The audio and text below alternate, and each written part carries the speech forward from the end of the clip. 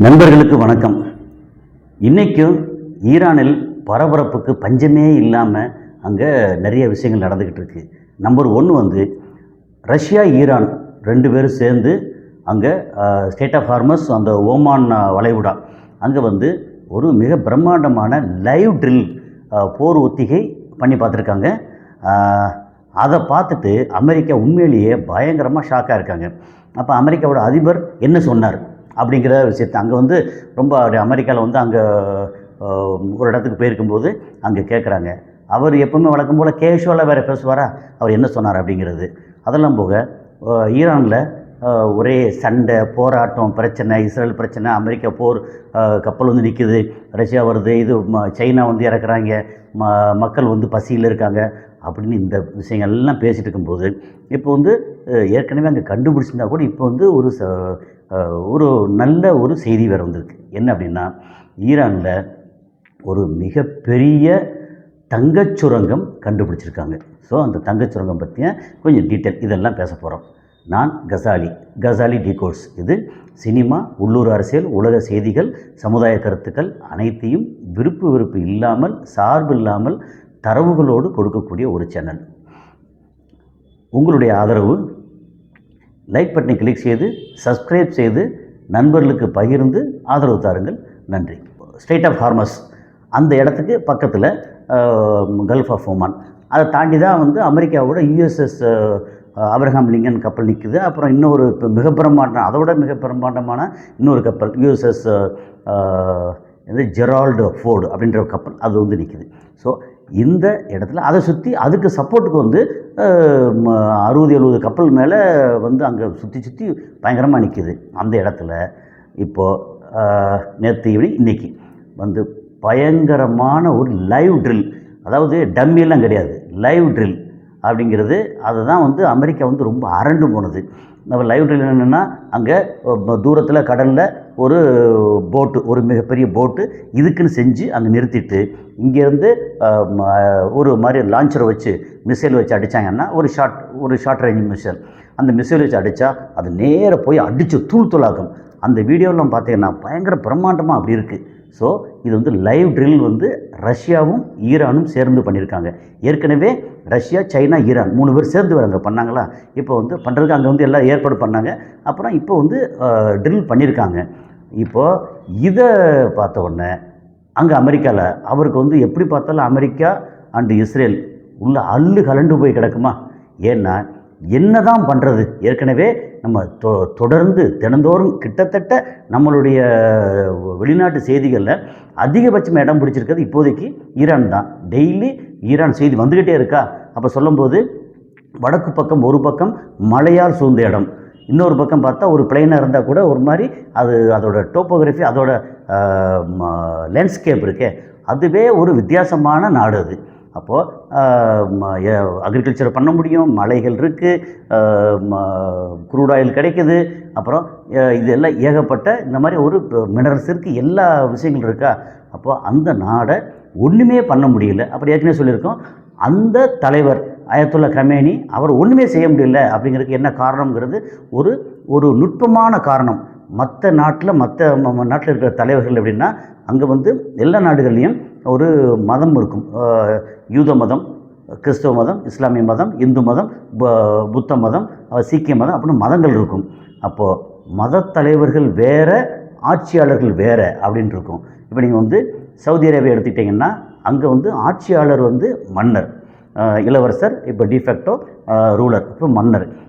UAE எடுத்திங்கன்னா அங்கே வந்து ஆட்சியாளர் மன்னர். அமெரிக்கா எடுத்திங்கன்னா அங்கே வந்து மக்களால் தேர்ந்தெடுக்கப்பட்ட அதிபர். நீங்கள் வந்து இஸ்ரேல் எடுத்துக்கிட்டால் அதே மாதிரி. இந்தியாவில் எடுத்துக்கிட்டிங்கன்னா நம்ம வந்து மக்கள் எல்லாம் எம்பி தேர்ந்தெடுப்போம், எம்பியெல்லாம் சேர்ந்து பிரைம் மினிஸ்டர் தேர்ந்தெடுப்பாங்க. அந்த மாதிரி மக்களால் தேர்ந்தெடுக்கப்பட்டவங்க. சப்போஸ் இங்கே வந்து இஸ்லாமிய மதகுருமார்னால் இங்கே வேறு, அங்கங்கே பள்ளிவாசல் இருப்பாங்க. அப்புறம் கிறிஸ்துவ மதகுருமார்னா ஃபாதர் சர்ச்சில் அங்கெல்லாம் இருப்பாங்க. ஸோ இது வந்து ஒரு பக்கம் மதம் தனி, ஆட்சி தனி அப்படின்னு இருக்கும். ஆனால் ஈரானில் பார்த்திங்கன்னா அந்த மத குருமார் தான் ஆட்சியாளர் அப்படிங்கிறதுனால மக்களுக்கு வந்து அவர் மேலே ஒரு மிக பெரிய அளவுக்கு பக்தி இருக்கும். அவரை ஒன்றுமே செய்ய முடியாது அப்படிங்கிறதுனால. ஏன்னா அந்த மக்களை மீறி சொல்லுவாங்கல்ல, என்னை தாண்டித்தான் போய் தொடணும் அப்படிம்பாங்க இல்லையா. அப்போது கோடிக்கணக்கான மக்களை தாண்டித்தான் அவரை போய் தொடவே முடியும். அந்த மக்களில் வந்து சிலர் வந்து புல்லுரிகளாக இருக்கலாம். ஆனால் அந்த புல்லுரிகள் தெரிஞ்சிச்சுன்னா கூட இருக்கிற அந்த வீட்டில் கூட பிறந்தவங்கள அந்த சொந்தக்காரங்களை அவங்க விட்டு வைக்க மாட்டாங்க. அந்த அளவுக்கு இந்த அதிபர் அயத்துல்லா கமேனி மேலே மக்கள் வந்து பக்தியாக இருக்காங்க. அதனால் பயம் வேற பக்தி வேற, ஆட்சி மதம் ரெண்டும் இல்லாமல் ரெண்டும் ஒன்றா சேர்ந்து இருக்கிறது தான் அந்த நாட்டோட பலமும் அதுதான், ஒரு பக்கம் பலவீனமும் அதான் சொல்லுவாங்க. ஸோ இப்போ வந்து எப்படின்னா இந்த பலவீனம்னு என்ன, இவர் மத தலைவர் தான் ஆட்சியாளராக இருக்கும்போது என்ன பண்ணுறாங்க, வெஸ்டர்ன் கண்ட்ரிஸ் அமெரிக்கா எல்லாம் சேர்ந்து இவங்களுக்கு வந்து பொருளாதார தடை விதிக்கிறாங்க. அது பெரிய பலவீனம். அதை தாண்டி வந்து இறங்கி வர முடியாது. அப்புறம் அந்த மத தலைவர்கிட்ட நிறைய ஆசை வார்த்தையும் காமிக்க முடியாது. உனக்கு வந்து பொண்ணு பொருள் இடம் அது இதுன்னு எல்லாம் தரேன்னு ஆசை வார்த்தை காமிக்க முடியாது. இதை பற்றின டீட்டெயில் ஏற்கனவே பேசியிருக்கோம். ஸோ இப்போ வந்து என்னென்னா அவரோட உத்தரவின் பேரில் அங்கே ரஷ்யாவிலேருந்து கப்பல் வந்து அங்கே லைவ் ட்ரில் பண்ணியிருக்காங்க, பிரம்மாண்டமான ட்ரில். அதுக்கப்புறம் ட்ரம்ப்பு அவர் வந்து அங்கே அப்படி ஹெலிகாப்டரில் வந்து இறங்கி அப்படி அவர் நிற்கிறாரு. நிற்கும்போது எல்லாம் கேட்டால் என்ன செய்கிறாங்க, இன்னும் இது வந்து ஈரான் வந்து ஜெயிக்கிறது அவ்வளோ ஈஸி இல்லை, ரொம்ப அவர் போகிற பக்கத்தில் கேஷுவலாக பேசுகிற மாதிரி பேசுகிறார். இன்னொன்று அது வந்து ஈரான் வந்து அடிக்கிறதோ ஜெயிக்கிறதோ அவ்வளோ ஈஸி இல்லை, ஒரு பேச்சுவார்த்தையில் கொஞ்சம் கரெக்டாக வரணும், இல்லைன்னா வேறு மாதிரி ஸ்டெப்ஸ் எடுக்கணும் அப்படின்னு சொல்கிறார். அவர் வந்து எப்படின்னா, ஜிஜோ உலகத்திலே மிகப்பெரிய நம்பர் 1 டாப்பில் இருக்கிற அதிபர் இப்படி சொல்லிவிட்டாரு, வேறு ஏதாவது ஸ்டெப்ஸ் எடுக்கணும், இந்த மாதிரி ஈரானை வந்து கப்பல்லேருந்து இங்கேருந்து அடிக்கணும் அப்படின்னு முடிவு பண்ணி சொல்லிட்டாரு, என்ன பண்ணுறது அப்படின்னு பயப்படுறதுக்கு ஒன்றுமே இல்லை. ஏன்னா அவர் இப்படி வந்து இந்த மாதிரி ஈரான் வந்து பணியை வைக்கிறதுக்கு ஏதாவது சீரியஸாக போர் புரியணும் அப்படின்னு அவர் சொன்னால் கூட நாளைக்கு அடுத்து வந்து இல்லை போரெல்லாம் புரிய வேண்டியதில்லை, நாங்கள் பேச்சுவார்த்தையை வந்து கன்னியூ பண்ணுறோம் அப்படின்னு டக்குன்னு மாற்றிடுவார். அதனால் அவரோட பேச்சு வந்து எப்படின்னா என்னது ஒரு குடிகாரம் பேச்சு விடிஞ்சா போச்சுன்னு சொல்லுவாங்கல்ல, அது மாதிரி ட்ரம்ப்போட பேச்சு வந்து காலையில் ஒன்று, மத்தியானம் ஒன்று, சாயந்தரம் ஒன்று, ராத்திரி தூங்கும்போது ஒன்று, மறுநாள் காலையில் இருந்துச்சா நேற்று இது பேசணுமோ ஒன்று, அதெல்லாம் அழிச்சு விட்ருங்க, இப்போ புதுசாக வந்து இதை நான் சொல்கிறேன் அப்படின்னு சொல்லக்கூடிய ஆள். அதனால் இன்றைக்கி வந்து அவர் சொல்லியிருக்கிறது ஈரான், ஆனால் அப்பப்போ வந்து உண்மையை போட்டு உடைச்சிடுவார். இந்தியாவை பற்றி நிறைய பேசியிருக்கிறாரு. அப்புறம் அது உண்மையிலேங்க ரெண்டாவது விஷயம். ஆனால் இந்தியா மேலே அது என்ன தான் நட்பு ஃப்ரெண்டுன்னு சொன்னால் கூட இந்தியாவை வந்து வச்சு செஞ்சுக்கிட்டே இருக்கிறாரு. ஓகே, அதுக்கும் ஒரு முடிவு வரும் அப்படிங்கிறது தான். ஈரானை ஒன்றுமே பண்ண முடியல, அது வந்து ஈரான் அடிக்கிறது வந்து அவ்வளோ ஈஸி இல்லை அப்படின்ற மாதிரி வந்து போகிற போக்கில் சொல்கிறார். அந்த ஒரு வார்த்தை வந்து எவ்வளோ வலிமையான எவ்வளோ முக்கியத்துவம் வாய்ந்த வார்த்தை, அதுவும் ட்ரம்ப் வாயிலிருந்து வரக்கூடிய வார்த்தை அப்படிங்கிறது தான் ரொம்ப முக்கியமான விஷயம். ஓகே, இப்போ வந்து இந்த ஒரு பக்கம் லைவ் ட்ரில் நடக்குது, பெருங்கடல் கல்ஃப் ஆஃப் ஓமான் அந்த ஏரியாக்களில். இப்போ இவங்களோட யூஎஸ்எஸ் ஆப்ரஹாம் லிங்கனும் ஜெரால்டு நிற்குது. இந்த நேரத்தில் அங்கே பேச்சுவார்த்தை நடக்குது, பீஸ் டாக்ஸ் நடக்குது. ஸோ இது வந்து என்னென்னா, நீ இப்படி இருந்தால் நானும் அப்படியே வர்றேன் அப்படிங்கிற மாதிரி அமெரிக்கா இஸ்ரேல், நீ வந்து ஒரு பக்கம் வந்து பிள்ளையை கிள்ளிட்டு தொட்டில் ஆட்டிகிட்டு இருப்பாங்கல்ல, அது மாதிரி நானும் கிள்ளிட்டு ஆட்டுறேன் அப்படிங்கிற மாதிரி பீஸ் டாக்ஸாக நாங்கள் வந்து பண்ண தயாராக இருக்கோம், பேசுவோம், அதே நேரத்தில் நாங்கள் லைவ் ட்ரில் பண்ணுவோம் அப்படின்னு சொல்லி அந்த ஒரு பக்கம் பீஸ் டாக்ஸு, இன்னொரு பக்கம் வந்து லைவ் ட்ரில்லு, அதுக்கப்புறம் வந்து மிரட்டல். அது நேற்று போட்டிருந்தோம், 7 பேர் லிஸ்ட்டை போட்டு 7 பேரையும் நீங்கள் உங்களுடைய மரணத்தை எப்போ கொடுக்கணுங்கிறது நாங்கள் முடிவு பண்ணுவோம், காத்து கிடங்க அப்படின்னு லிஸ்ட்டு வேறு போட்டிருக்காங்க. அது என்ன ஆகும்னு தெரியல. நேற்று சொல்லியிருக்கோம், அப்படிலாம் படாரெலாம் கை வைக்க முடியாது, அப்படி கை வச்சா இஸ்ரேலை கை வச்சா ஈரானுக்கும் பெரிய அடியாக இருக்கும், ஈரானை வச்சு மற்ற மக்களுக்கு எல்லாத்துக்குமே ரொம்ப பெரிய அடியாக இருக்கும். ஆனால் மிரட்டல் விடுறதுக்குன்னு ஒரு தைரியம் வேணும். அந்த மிரட்டல் வந்து வேறு எந்த நாடும் இப்படி விட மாட்டாங்க, ஈரான் வந்து மிரட்டல் விட்டுருக்காங்க அப்படிங்கிறது தான். ட்ரில் நடக்கும்போது அதில் என்ன பண்ணாங்கன்னா, முக்கியமான ஒரு குறிப்பிட்ட விஷயம் என்னென்னா, அதாவது ஏதாவது ஒரு கப்பலையோ முக்கியமான விஷயத்தையோ ஹைஜாக் பண்ணிட்டாங்கன்னா, அதை வந்து எதிரி நாடோ இல்லை அமெரிக்கா வந்து இதெல்லாம் பிடிச்சி வச்சுட்டாங்க அப்படின்னா, அந்த ஹைஜாக் பண்ணதை எப்படி வந்து மீட்டு கொண்டு வர்றது, லிபரேட் பண்ணுறது அப்படிங்கிறது தான் முக்கியமான ஒரு இந்த போர் ஒத்திகையில் முக்கியமான அங்கமாக வச்சது. என்னென்னா, ஹைஜாக்டு ஷிப்ஸை வந்து எப்படி மீட்டு கொண்டு வர்றது, லிபரேட் பண்ணுறது அப்படிங்கிறத முக்கியமான விஷயமா இருந்தது. சரி, இப்போது இதெல்லாம் பேசுகிறோம். எப்போவுமே என்ன சொல்லுவாங்கன்னா, ஒரு விஷயம் இந்த மாதிரி எப்போ பார்த்தாலும் வந்து ஒரே போர், இந்த கப்பல், இந்த ஏவுகணை, இங்கே இஸ்ரேலு அமெரிக்கா இங்கே மிரட்டுறான், அப்புறம் வந்து இங்கே கமேனி மிரட்டுறாரு, இங்கே மிரட்டுறாங்க, இவங்க மிரட்டுறாங்க, எல்லாம் ஆளாளுக்கு இது பேசிட்டு இருக்கோம்ல. இதெல்லாம் தாண்டி ஒரு என்ன சொல்ல, ஒரு நல்ல விஷயம் வேறு. அங்கே தங்க சுரங்கம், பெரிய அளவான தங்க சுரங்கம் கண்டுபிடிச்சிருக்காங்க. அந்த தங்க சுரங்கம்னு எப்படி நமக்கு வந்து கேஜிஎஃப் படம் தெரியும். ஸோ கேஜிஎஃப் வந்து கோலார் கோல்டு ஃபீல்டு அப்படிங்கன்னு அந்த மாதிரி கோல்டு எங்கெல்லாம் இருக்குது. ஏற்கனவே ஒரு 21 தங்க சுரங்கம் ஆல்ரெடி அங்கே வந்து வேலை நடந்துக்கிட்டு இருக்கு, எங்கே வெட்டிகிட்டு இருக்காங்க. அது போக இது இன்னொரு மிகப்பெரிய தங்க சுரங்கம் கண்டுபிடிச்சிருக்காங்க. அங்கே தங்க சுரங்கம்னா வெறுமனை தனித்தனியாக கட்டியாக தங்கம்லாம் இருக்காது, அந்த மண்ணோட கலந்து அதில் தாது அப்படிம்பாங்க, ஓர். அந்த ஓர் அப்போ தங்கம் இருந்துச்சுன்னா தங்கத்தோடு சேர்த்து இன்னும் வேறு உபரியான சில பொருட்கள் இருக்கும் அப்படிங்கிறது தான். அப்போது அங்கே இருக்கக்கூடிய தங்கத்தோட தாது எவ்வளோ அப்படின்னா அது வந்து கிட்டத்தட்ட 61 மில்லியன் டன் அப்படிங்கிறது. இப்போ வந்து அந்த தங்கத்தோட தாது 61 மில்லியன் டன் அப்படின்னா அதை ஒரு டன் 1000 கிலோ அந்த தாது மண்ணு தான். மண் உள்ளுக்குள்ளே அது கொஞ்சம் மைனாக கிடக்கும். அதை வந்து ஃபுல்லாக வந்து அரைச்சி சளிச்சு எடுத்தோம்னா ஒரு 2 கிராம் 3 கிராம் 5 கிராம் 10 கிராம் வரைக்கும் தங்கம் கிடைக்கும். ஸோ ஒரு டன்னு வந்து மண்ணை வந்து சளிச்சு எடுத்து எல்லாம் பண்ணோம்னா 1 பவுன் தங்கம் கிடைக்கும். அப்படி வச்சுக்கோமே, ஒரு டன்னுக்கு 1 பவுன் அப்ராக்சிமேட்டாக. 1 பவுனுக்கு அதிகம், சில இடங்களில் ஒரு அரை பவுன் கிடைக்கும், சில இடங்களில் 1/4 பவுன் தான் கிடைக்கும். நம்ம பவுன் சொல்லும்போது நமக்கு கொஞ்சம் புரிதலுக்காக ஒரு டன்னுங்கிறது என்ன சொல்லுவோம், நம்ம வந்து சிமெண்ட் மூட்டை வாங்கினா 50 கிலோ 20 கிலோ சிமெண்ட் மூட்டை வாங்கினோம்னா அதில் வந்து 1 பவுன் தங்கம் கிடைக்கும் அப்படின்னு வச்சுக்கோம். அது வந்து நம்ம புரிதலுக்காக சொல்கிறது.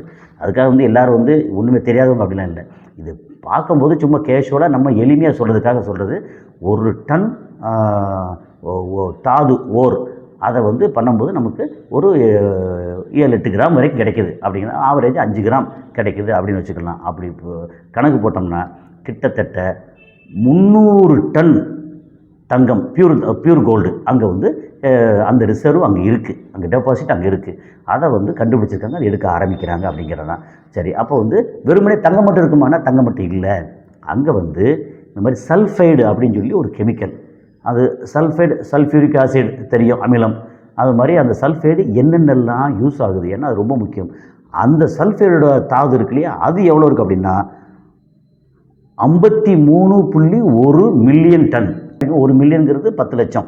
அப்போது அந்த இது 53.1 மில்லியன் டன் அப்படின்னு.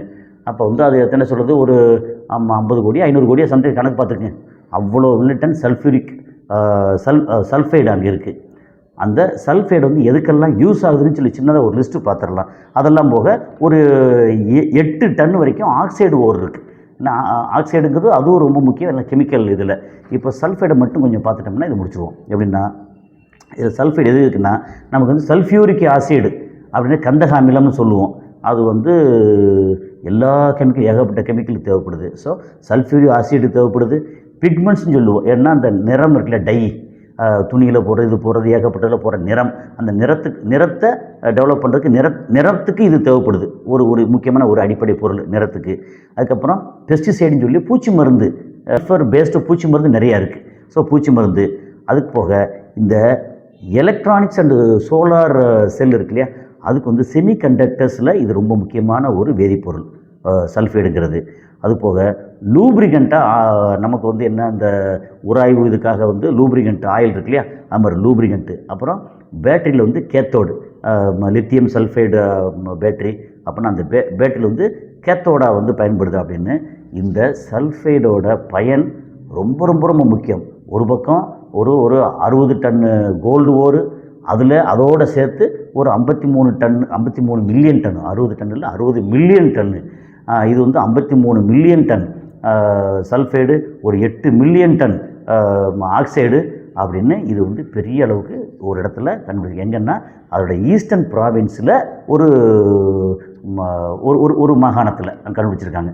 ஸோ இது வந்து ஈரானுக்கு இந்த மாதிரி ஒரு கஷ்டமான நேரத்தில் இந்த கிடைச்சிருக்கிறது ஒரு மிகப்பெரிய வரப்பிரசாதம்னு சொல்லலாம். அதுபோக இப்போது ஈரான் வந்து பணிய வைக்கிறதுக்கெல்லாம் ட்ரை பண்ணுறாங்களா.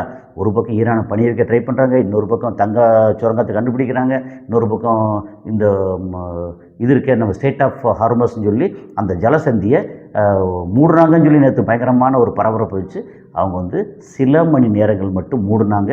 ட்ரில்லு முடிஞ்சிச்சு, அதோட அந்த போர் பயிற்சி முடிஞ்சது. காரணம், அந்த இடத்துல கப்பல் வந்து தொடர்ந்து வந்துக்கிட்டு போய்கிட்டு இருக்கு. அப்போ அதில் ஒரிஜினல் மிசைல் வச்சு அடிக்கும் போது இந்த கப்பலும் போயிடுச்சு மேலே, அந்த கப்பல் மேலே எண்ணெய் கப்பல் மேலே அடித்து எண்ணத்துக்காகும். அதனால் அப்போ வந்து நிறுத்தி வச்சு திரும்ப திறந்து விட்டாங்க அப்படிங்கிறது தான். ஸோ இதுக்கப்புறம் வந்து என்ன நடக்க போகுது, ஈரான் எப்படி பார்த்தாலும் ஈரானை தொடுறது சாத்தியமே இல்லை. ஏன் அதாவது ஈஸி இல்லை, கஷ்டம் அப்படிங்கிற வேறு விஷயம். ஈரானை தொடுறது சாத்தியம் இல்லை. காரணம், ஈரானுக்கு பக்கபலமாக ஒரு பக்கம் சீனா இருக்குது, இன்னொரு பக்கம் ரஷ்யா இருக்குது. அது இல்லாமல் ஈரானே பயங்கர ஜெய்ஜாண்டிக்காக பிரம்மாண்டமாக வளர்ந்து நிற்குது. அப்போது ஈரானை தனியாக நின்னா கூட ஈரானை தொட முடியாது. அப்படிங்கிற இடத்துல இன்னும் 2 ஜெயண்ட்ஸ் கூட நிற்கிறாங்க. அதனால் ஈரானை தொடுறது அவ்வளோ சாத்தியம் இல்லை. அமெரிக்கா உண்மையிலேயே புலம்பிகிட்டு இருக்காங்க. ஸோ என்ன நடக்க போகுதுன்னு அடுத்தடுத்த அப்டேட்டில் பார்ப்போம். நன்றி.